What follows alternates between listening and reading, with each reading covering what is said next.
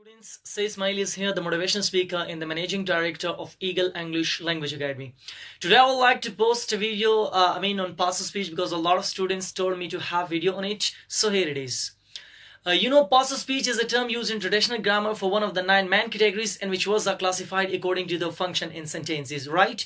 And it's also called verb classes, and these are the building blocks of the grammar. And the main 9 parts of speech are noun, pronoun, verb, adjective, adverb, preposition, articles, conjunctions, and interjections.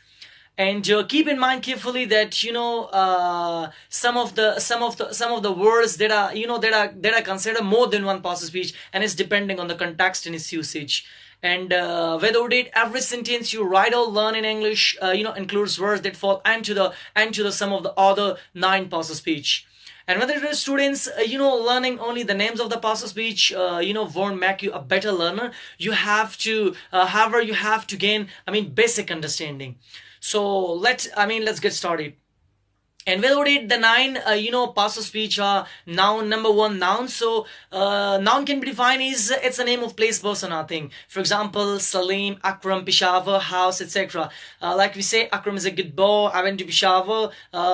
He's my friend. So Akram, Peshawar, these are called, these words are noun in these sentences.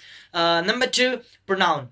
So pronoun, it's a word which is used instead of noun. For example, he, she, it, we, they. They are called pronouns. Like we say, Akram and Salim are good friends. They are very good. So instead of Akram and Salim, here we used they. So they came instead of noun. So therefore, it's called pronoun, right? And without it, verb. So verb can be defined as an action is called verb. Like we say, it's a word which describes an action or experience, like walk, run, eat, etc. Like we say, I ran to school yesterday because I was very late. So here in this sentence, ran is called verb. Like she walks regularly. So walk is called, verb in this sentence.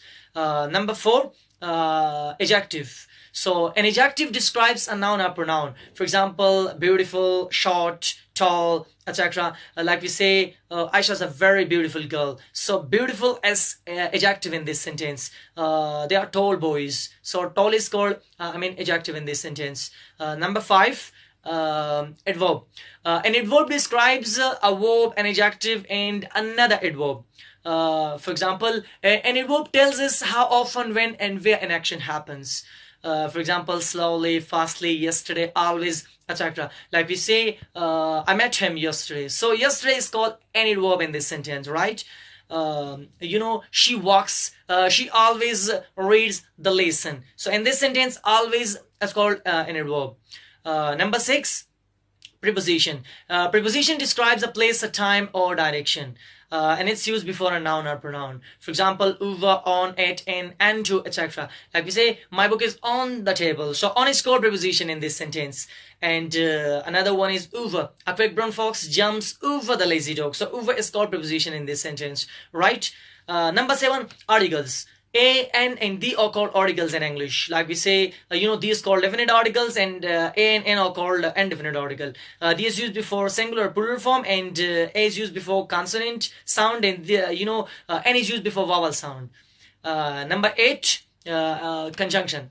It's a word which is used to connect words, phrases, or clauses in a sentence. For example, but, and, whereas, etc. Like we say, she's a very good girl, but she doesn't pray the prayer. But is called a conjunction in this sentence. Number 9 and last, interjection. So interjection is a word which is used to express strong emotion. Like